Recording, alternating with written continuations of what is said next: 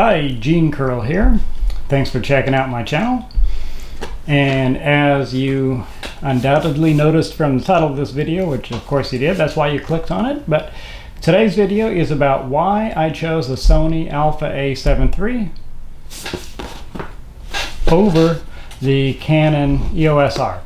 Actually, I don't know why I'm holding this. This is not the EOS R. This is my old camera, the EOS Rebel T7i.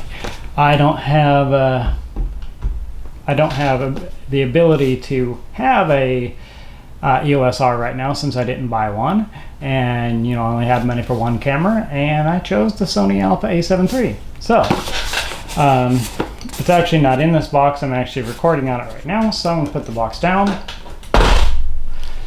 And before we get started, if you want to see more videos like this, and if this is your first time here, or if you haven't done so already, go subscribe down below.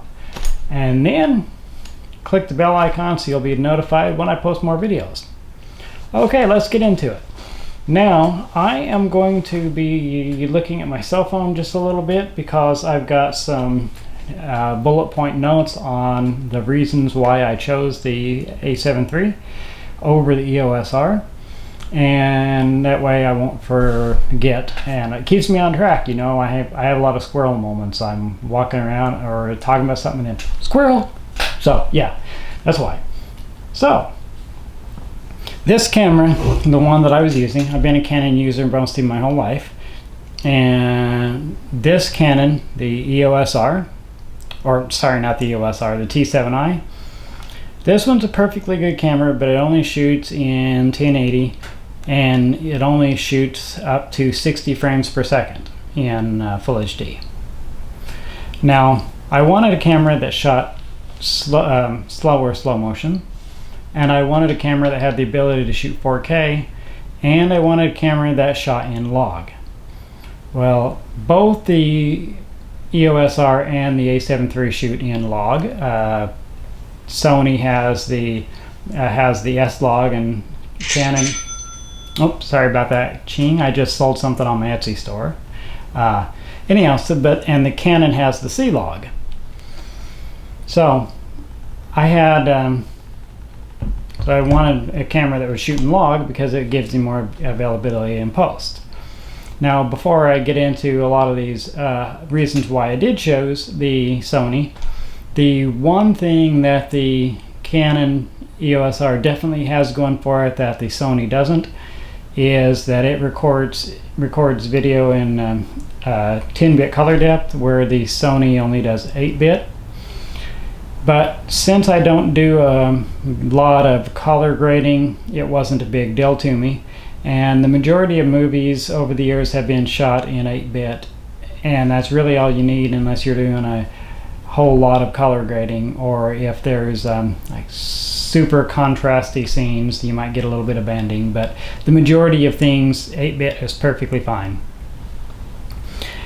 So that was the one thing that I liked more about the EOS R. And I guess one other thing is that if you use EF lenses on the EOS R, you can put an adapter on it that has a built-in ND filter, so that's kind of nice. But either way, I'd been a Sony shooter my whole life, or not Sony, I've been a Canon shooter my whole life, and I had a bunch of EFS lenses, but I knew that regardless of which camera I switched to, I was going to go full frame, and that would mean that I had to switch to a whole new lens system anyway. And for a short time, I had actually considered getting the Fujifilm X-T4, even though it was a APS-C size sensor, partially because on paper it looks absolutely wonderful, and it has 240 frames per second and all that. But I'll get into in another video why I didn't choose that camera. But I had ultimately decided I wanted a full frame camera. And after doing a lot of research, it came down to my two top choices, the Alpha A7 III or the Canon EOS R. And so one of the reasons why I chose the EOS or the A7 III over the EOS R is that the A7 III records 120 frames per second in full HD, and in that setting, it still has image stabilization and audio. Well, in the EOS R, it doesn't have audio in 120 frames per second, it doesn't have autofocus, and it doesn't have image stabilization, but all those things the Sony does have. Another extremely big thing for me was that where this camera here, the one I've been using, has the photography and then the video, the EOS R, you have to go through a menu to change it from audio or from video to photo, and that would drive me nuts. Where the Sony, you can just turn the dial here and change modes, and convenience, that's a big thing for me. The EOS R has a flip out screen like this one does, but I decided ultimately that I didn't really need it.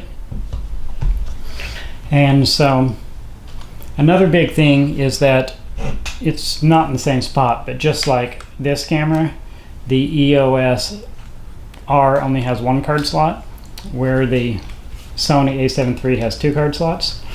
And the reason 2 card slots is extremely important to me, I can't tell you how many times I've shot video, but I've also shot photos.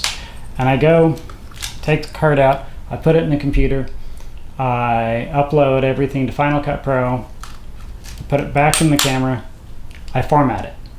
And then I just realized that I did not get the photos off before I formatted the card, and then they're lost. So I've got the A7 III set up so that, because it has 2 card slots, one of them is UHC 2 and the other one is UHC 1. So the faster card slot, which is slot 1, I have video recording to it, and the other card slot I have photos recording to it. And that way, if I grab the video card, I know there's no photos on it, and after I get the video off, I can just format it. Same thing with photos. I take photos, I know there's no video on it, I can just format it. And so that's a simplicity thing right there, and it makes it so that I'm not kicking myself later. The other thing is the EOS R is cropped in 4K. Like this camera here is an APS-C size sensor, and it has a crop of 1.6. The EOS R in 4K has a crop of 1.7. So if I were to go with a crop sensor camera, like if I went with the A6600, it would only have a crop of 1.5. And so I decided if I was going to have a 4K cropped, I would just go ahead and get a crop sensor camera. But I really wanted a full frame camera for the other benefits such as photography, so I decided I didn't really want cropped 4K, and it's not a big deal to some people, but it kind of was to me. The other thing is that in photography, the A7 III has a maximum burst speed of 10 frames per second, where the EOS R has 8. And then the A7 III has a headphone jack, where the EOS R does not, unless at least I couldn't find anywhere online that said it did. And so those are my major reasons. I know neither camera is necessarily better or worse than the other. It's just, for me, the Sony was actually what I needed more. And before I went and bought a camera, I actually did months of research, and by months I mean close to a year. And because I knew I only had enough money to buy the one camera and lenses, and I knew I was going to have to buy all new lenses for whichever camera I bought. So I wanted to make sure that I was absolutely certain that's what I wanted before I bought it. So if you're deciding between the Sony A7 III or EOS R, I'm sure either of them would be great cameras, but for my purposes, I thought the A7 III would be better. And if this has if you got any benefit out of this video, or if it has helped you decide which camera you want, go ahead and click the like button. And thanks for watching, and I will catch you later with more content on settings and funny videos and everything else. So Thanks for watching, and I will catch you in the next video.